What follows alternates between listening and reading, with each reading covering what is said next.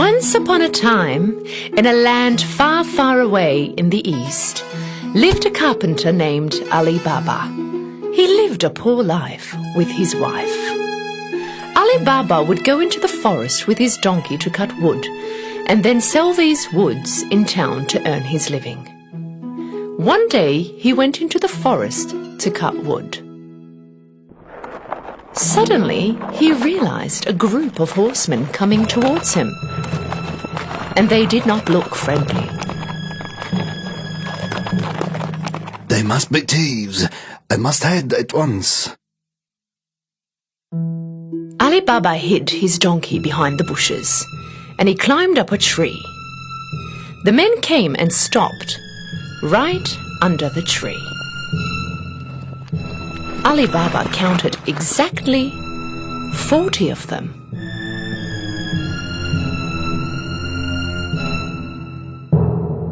The men took down some heavy bags from their horses. Alibaba realized that these men were the thieves. The head of the thieves went towards a big rock and started to yell. Open, sesame, open. Suddenly, something very unexpected happened.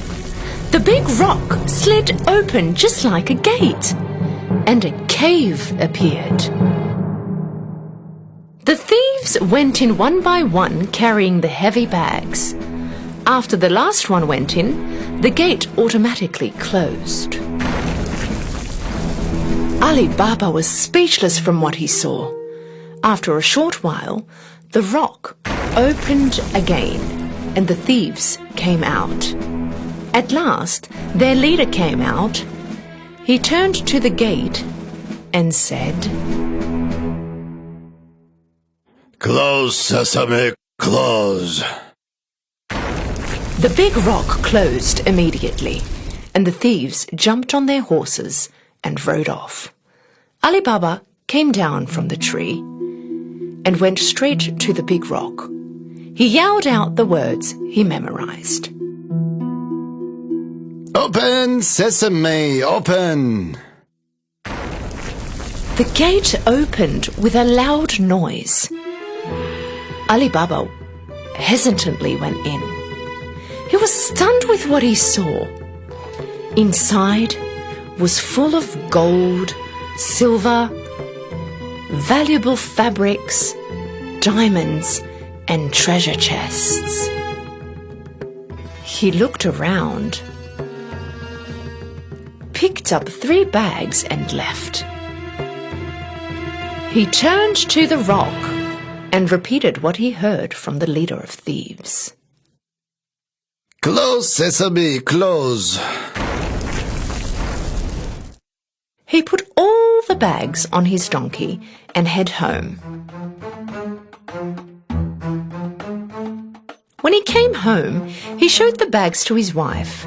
She could not believe her eyes. She thought that Alibaba stole them. Where did you find all this gold? Alibaba explained to her all that had happened. That made her really happy, and they started to unpack the bags. Oh, let's see how much money we have. No, let's dig a hole and bury the gold. Why don't you go out and dig a hole, and I will ask your brother Kasim for a measuring cup. Alibaba's brother Kasim was a rich merchant, but he was very greedy. He never helped out Alibaba. So he warned his wife. Don't you talk anything about the gold. No one must know about it. His wife went to Kasim's house and asked him for a measuring cup. Knowing that they are very poor, Kasim asked right away. What do you need the measuring cup for? You don't have any money. His wife immediately made up a lie. Of course, Kasim did not really believe her. He secretly put a little honey underneath the cup and gave it to Alibaba's wife. When his wife came back home, they started to measure the gold, and Alibaba buried the gold he had counted in the hole.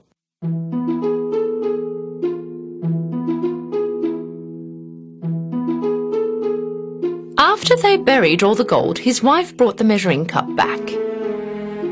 But she did not realize the gold that was stuck underneath the cup. When Kasim got the cup, he looked directly underneath. When he saw the gold, he was shocked.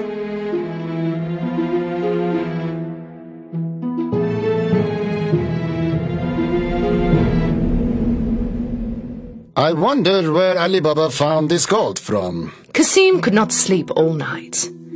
When it was morning, he got up and went directly to Alibaba's house.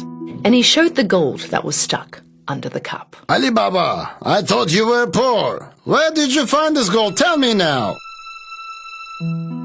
Alibaba told him everything so that he wouldn't tell anybody else about the gold.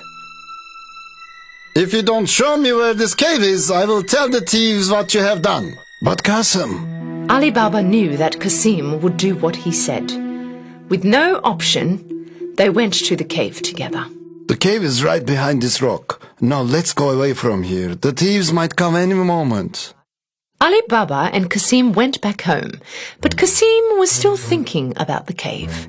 He immediately took 2 donkeys with him and went back to the cave. When he came in front of the cave, he repeated the words he learned from Alibaba. Open, sesame, open! The big rock suddenly started to move and the gate to the cave opened. Kasim couldn't believe his eyes. He was speechless about the view inside. The sparkling gold mesmerized him. In a hurry, he started to fill the bags that he brought with as much as gold as he could. When he had no more room, he went back to the gate, but the gate was closed. And the bad thing was that he forgot the words to open the gate. So he started to make up words and tried to open it. Open, door, open. Open, rock, open. Open, wait, open. Whatever he said, the gate did not open. He started to panic. He looked for another gate, but he could not find one. After a short while, the thieves came back to their cave. When they saw Kasim's donkeys, they got suspicious and drew their swords. Open, sesame, open.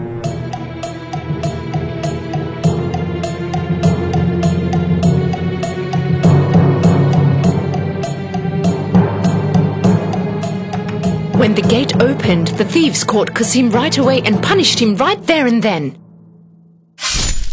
So this was the thieves stealing our gold. When it was night time and Kasim did not come back home, his wife got really worried. She ran to Alibaba's house and asked for help. Alibaba was also worried about what had happened to Kasim. So she went to the cave and saw the donkey standing right in front of the gates. That's when he knew that his brother was inside and killed by the thieves. He went to his wife and told her everything. They decided not to tell anyone about this.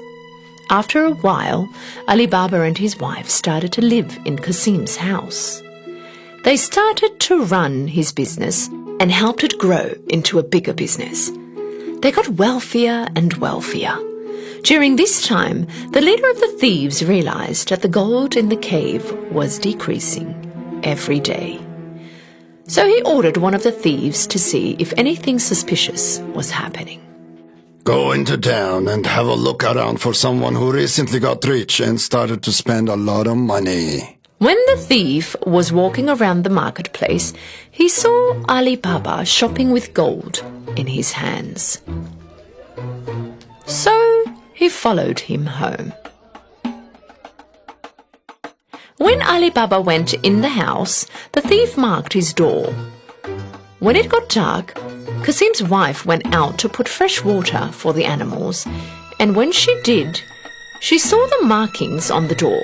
She realized that it wasn't for a good cause. So she took a bucket of paint and marked all the doors in the neighborhood.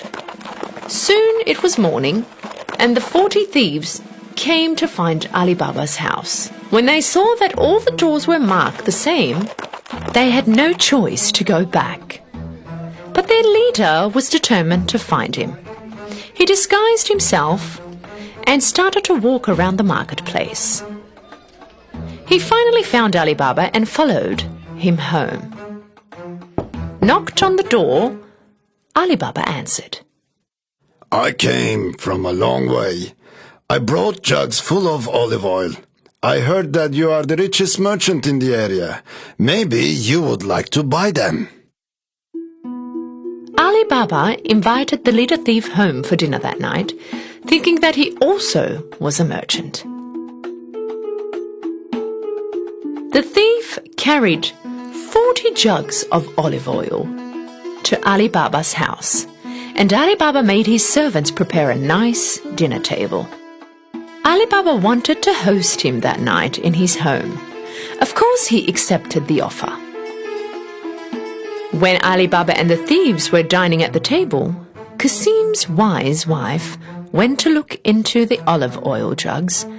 Suddenly she heard some noises. Should we get out? No, it's not time yet. When she found out that there were thieves inside the jugs instead of olive oil, she knew that this was a setup. She immediately went to the kitchen and boiled some oil. Then she came back and poured the boiling oil in each and every one of the jugs. Of course, the thieves silently got fried.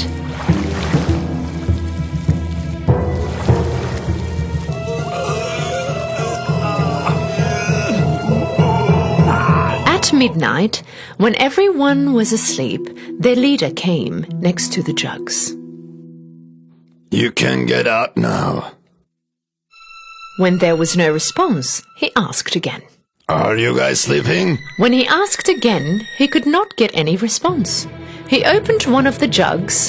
He was terrified with what he saw, and knowing that he was also going to get caught, he ran away and never came back. In the morning, Qasim's wife told Alibaba all that had happened. Now they knew that they didn't need to worry about the thieves anymore. And so Alibaba and his family lived a happy and rich life.